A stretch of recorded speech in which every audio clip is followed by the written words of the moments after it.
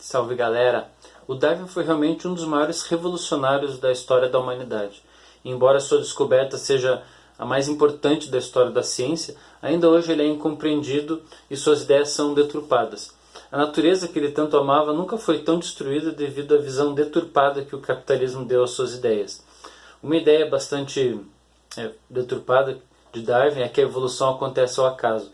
Existem comentários sobre isso que dizem que se fosse ao acaso não haveria tantos seres perfeitos e lindos, mas sim uma imensa gama de animais bizarros e pouco adaptados ao ambiente.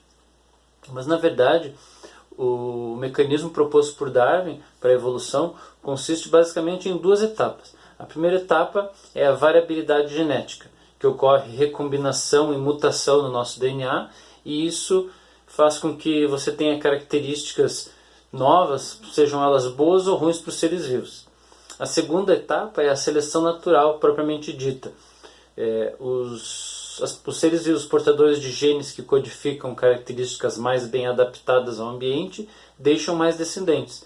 E assim os genes com essas características vão se tornando mais comuns na população. Então, a seleção natural ela não é o acaso. Os genes com características mais adaptadas a um determinado tempo e lugar são passados para as gerações seguintes. A seleção natural ela é análoga, vamos dizer, à seleção artificial, que os seres humanos fazem com plantas, por exemplo, tipo o milho. Nós vamos selecionando os milhos mais gostosos e maiores, enquanto que as plantas que dão milhos pequenos e sem gosto a gente descarta, fazendo assim, então, uma seleção. Então, os seres vivos que vivem na Terra são resultados de uma seleção que tem ocorrido há milhões de anos. Mas se a seleção natural e a evolução são tão simples e fáceis de se entender, por que até hoje são tão incompreendidas essas ideias? A resposta é porque existe uma grande barreira cultural para se entender a evolução.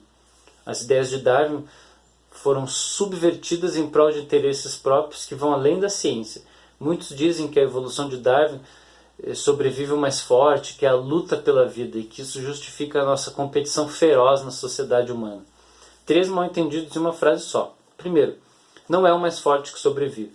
Suas características devem ser mais bem adaptadas ao ambiente, mas além disso elas precisam passar para uma próxima geração. Se isso não acontecer, sua adaptação evolutiva é zero. Segundo, a ideia da competição. Nós somos ensinados que devemos ser competitivos na sociedade, pois isso faz parte da natureza. Na verdade, na natureza existe muito mais cooperação do que competição. Uma grande quantidade de seres vivos dependem uns dos outros, e assim o ambiente ele acaba selecionando características de um ser vivo que faz bem ao outro. Normalmente os documentários enfatizam mais a predação, animais correndo e matando uns aos outros. Mas em uma floresta você tem uma gama de cooperações que mantém o meio ambiente em equilíbrio. Abelhas que espalham pólen, pássaros que espalham sementes, fungos que ajudam raízes de plantas, enfim. E terceiro, ainda que a seleção natural significasse uma guerra feroz, uma competição entre os seres vivos, que não é o caso, isso não seria justificativa para uma sociedade cruel. Tem uma frase do ecólogo Fernando Fernandes que é assim, abre aspas, a natureza é amoral e a sociedade e a cultura não têm absolutamente nenhuma obrigação de copiar a natureza em seus valores éticos. Fecha aspas.